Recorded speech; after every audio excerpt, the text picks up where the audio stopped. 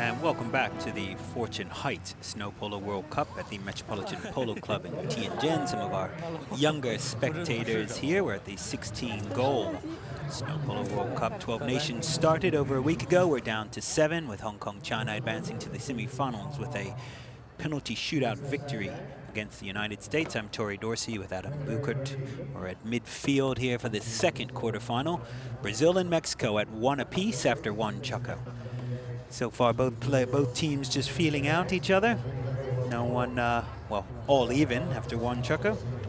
Yeah, very close first Chukka, Tori, and here we go now. Ball's been thrown in, and the first one to get that ball is Garcia out of the lineup, but he couldn't do much with it. He got the first hit, but now he's being hard ridden here by Aguilar of Mexico. Still comes up with the ball. Who'll turn onto it first? It's Junqueira of Brazil. He's going to have to take the long way around Garcia with Gracida, I should say, with a lovely approach shot. Gets a lovely near side on it, but it's gone very wide. Can he? Oh, he's hit it cleanly, but Carlos Gracida's horse just blocking it there, and it doesn't go it does go over the back line, I should say. We've got a near side here. Probably didn't need to get that much angle on the near side play. And he had one more neck shot, which he does get, but then it hits the shoulder of Gracida's pony. So even though it came off the Gracida pony, it was carried out by the Mexican team.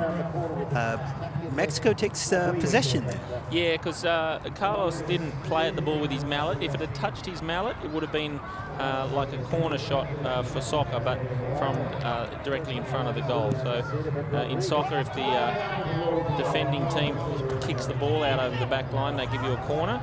In a snow polo, if the defending team hits it out over the back line, they'll give you a 30-yard shot at goal. Back to live action here. Valerio Aguilar for Mexico, clearing it now across the field.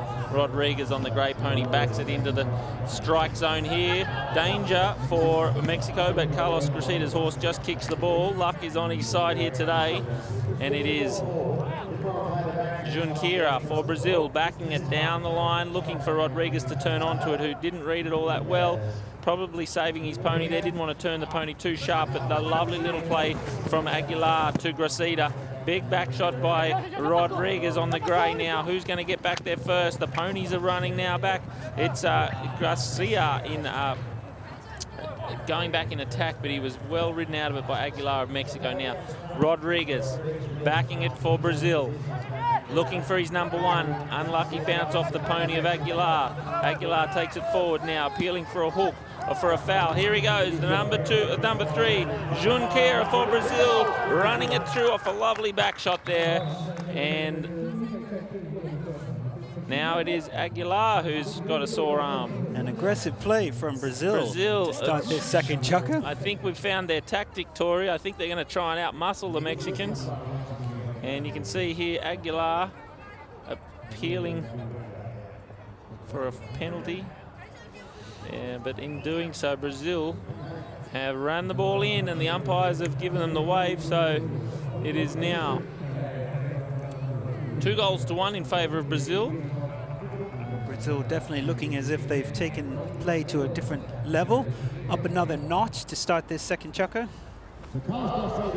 Yeah, the Mexican team is very smooth, so I think they're just saying, well, if they're going to play this sort of tactic, we're going to go and have to try and outmuscle them. Unlucky the opportunity there for Brazil, because Junqueira was free there. If he'd been able to get hold of that ball, it was going to be goal time. But here he is, the man, Carlos Gracida, now running into the deep pocket of this attacking end of his field, and it's Brazil now defending well. Here he goes, lovely little shot by Junqueira up to Rodriguez. He's up to halfway now on the grey. He's a long way out from the goal, and he's had the neck shot it across, and he does so, but very well read by Julio Gracida, nephew of Carlos. Now, Brazil, back shot required, down the board. Here he goes, Junqueira, the number 3, calls Rodriguez off it, looking to hit it to Rodriguez, who's coming through on the fly on the grey horse, but he's still fairly wide, and Carlos Gracida backs it, looking for Julio Gracida. First onto the line is the number 1, Garcia for Brazil, hooked out of it by Gracida. Now, penalty has gone, whistles blown. And it looks as if it may have been a penalty awarded to Brazil. You might be right. Let's have a look here. So So that's the #1, Garcia tapping it through. And yeah, I think Junqueira was onto that line pretty quick. You made mention prior to the start of this game of the pony ridden by William Rodriguez, Aztec there, the gray there. Aztec was the one of the ponies. That's the pony he chose for the penalty shootout yesterday morning. A very easy horse to hit off, but it has been very powerful and very agile throughout this whole tournament, and it's been one of his best. And it will be Rodriguez and Aztec that are taking this penalty from very close to the goal mouth. Should be no foregone conclusion, but assume nothing. Exactly. They say assumption is the mother of all mistakes. It's not about all mistakes. There still seems to be some discussion. It looks like we've got a change of horses midway through this second Chukka. Yeah, it looks that way, that the maybe 2 of the Mexican players have asked to change their pony. The umpire's gone back, so maybe there is an injury, or when one of the umpires rides back with the players, it means that the change has been sanctioned. And certainly the horses, it is common knowledge, horses making up 75 to 80% of this game, and you're always looking to protect the interest of the horse. Definitely. I think that there's a strong contingent of New Zealand and Australian ponies in the pony lines here at the Metropolitan Polo Club, and I think you'd find that, horses like Aztec, that grey out there, probably come off the racetrack at some stage. A lot of the polo ponies in Australia and New Zealand come off the racetrack. Argentina, not so much. They breed big numbers themselves.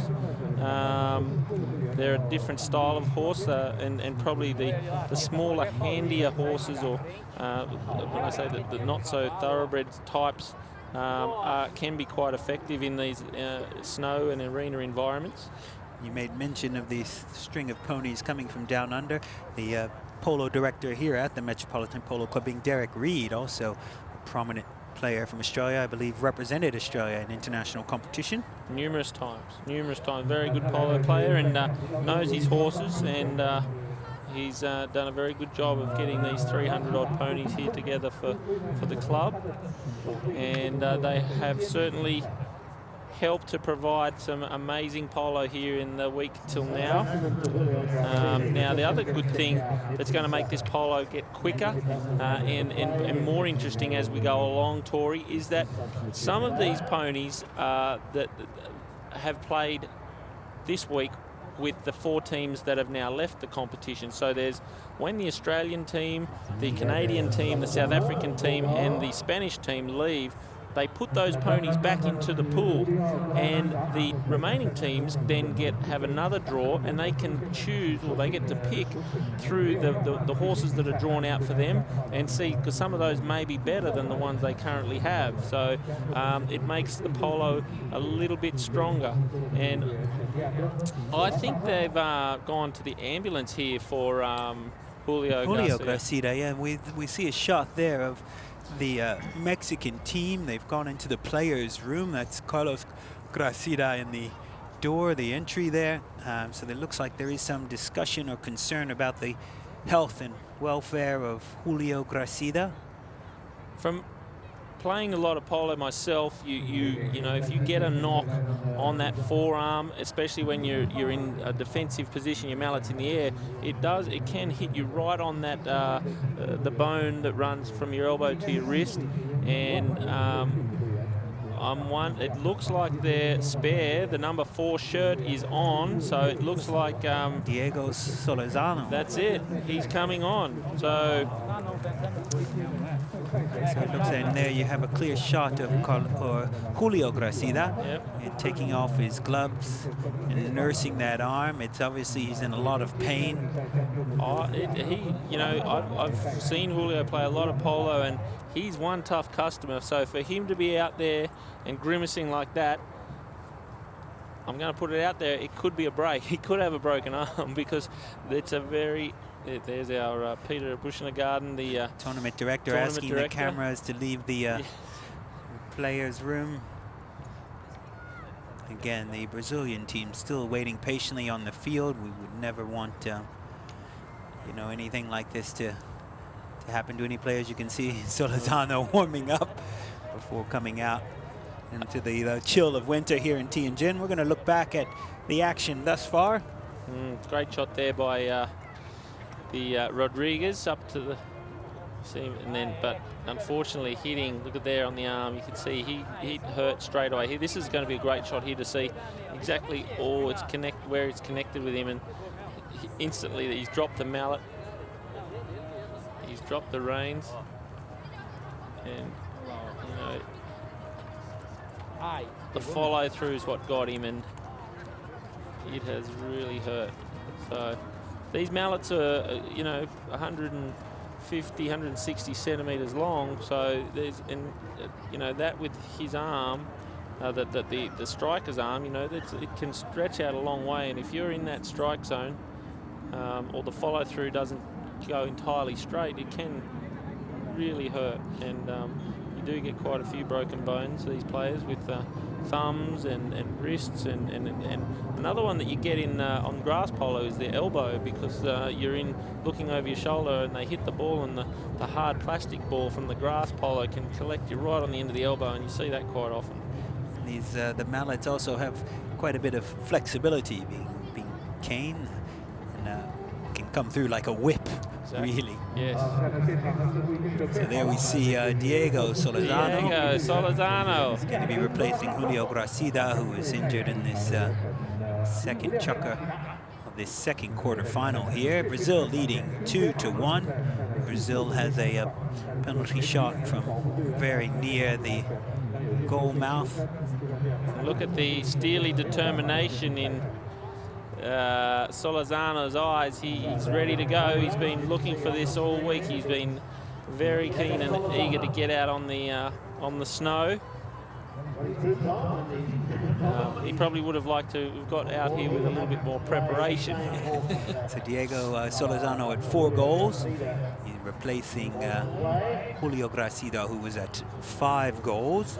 I don't think there'll be a real disadvantage of any sort in this play. The only disadvantage he's going to have is that Julio has been playing these horses all the way through, and he's probably, you know, he's used to them a little bit, whereas Solozano hasn't had that as much time on their backs. But, you know, 4 goals. He was 7 goals. I think he got to 6 goals in the United States. Used to go to play a lot of polo in Palm Beach. I think he now plays polo as well as has like an art fund. He provides investors with opportunities to buy art in Mexico, and he's based in Mexico City, and one of the highest rated players down there in Mexico City, and he won't let Mexico down at all. He's a character. He's a very good guy, and I think he'll be an asset here for the Mexican team. We have all 6 players back on the field. Brazil to take this penalty shot. We're at 2:31 remaining in the second chukka of this quarterfinal match. Brazil leading Mexico 2-1. Hong Kong, China through to the semifinals, having defeated the United States in a penalty shootout in our first quarterfinal today. This is the second of 2 matches that we'll be televising live. Don Pennycook from Canada with some of the English players, Max Rutledge and Richard Lepore. Alan Kent, the coach, on the right with the beanie on. But Don Pennycook, president of the Canadian Polo Association, here. No one more disappointed when Canada was knocked out yesterday, Tory, than Don Pennycook, I can tell you. You see Solozano, they're giving him a chance to get accustomed to his pony, to strike the ball a few times. Stretch. Indeed. I think he's been sitting for most of the week, as you said. Solozano now on the pitch, and we're ready to resume this quarterfinal match. I hear a couple of the Mexicans in the stands going, "Vamos, Diego!" I don't think they were Brazilians that were screaming that. No, but I think these two teams have a lot of respect for each other. I know that there's a little bit of a friendly, I don't know, hostility between the Brazilians and the Argentinians at the moment. Yes. No, that's just hostility. I don't know if that's friendly hostility. And there's a goal there from Brazil to take it 3-1. I think that was a foregone conclusion, being so close to the goal mouth. Yes. But Brazil now ahead 3-1. Carlos Gracida bringing the ball back out to resume action. So Diego Solorzano's been sent straight to Junqueira of Brazil, because he's the danger man, and until he gets his bearings, they'll probably say, right, just take him out of the play and we'll be okay. But now Carlos Gracida backing it. Solorzano halfway between men there, so the ball now with Rodriguez on the grey Aztec, and it's Aguilar, Valerio Aguilar for Mexico. Takes the man, leaves the ball. Now, first one onto the line, Carlos Gracida. In the strike zone now, Diego Salazar. Will he be the first to score here? Ball's been left for him, he hits it cleanly, but it's gone wide to the left. And it'll be now Garcia for Brazil cleaning up, just getting it over to the boards, maybe getting a deflection, but it's gone out, and we will have a throw-in on the far side. Okay, 1 minute, or just over a minute remaining in the second chukka of 4. Mexico looking to close the gap against Brazil. Diego Solorzano replacing Julio Gracida, who suffered an unfortunate injury. Lucky there for Solorzano to not get the hook, but Rodriguez now takes it up the boards. Big neck shot, big right off there, Aguilar onto Garcia, and Gracida now bringing the ball around for Mexico. Still got enough time to go from here, but probably wants to get a little bit better angle to the goal mouth. Big right off there by Garcia, and he hits it across the goal mouth. It goes out over the back line. And Brazil now with 36 seconds left on the clock will get one more attacking play.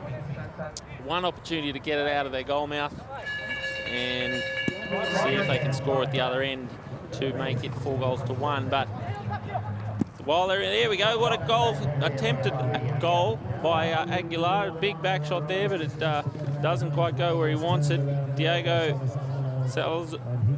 Solorzano leaves it behind, and whistle goes. The Brazilians appealing for a foul there with 6 seconds left on the clock. Carlos Gracida coming across the line there. You can see him just coming into your camera. Yeah, Solorzano. White helmet got you.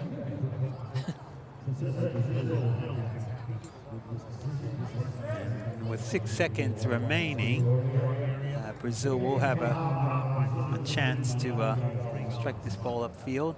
Very little time left on the clock there. Unlucky bounce. If the Mexican team had seen where it went, they may have had an opportunity to score, but the hooter will go. And it's now 3-1. Brazil with a 2-goal advantage, and Mexico a man down, but Solorzano, Diego Solorzano is on the field, the reserve, and we'll go to the break with 2-goal difference to Brazil.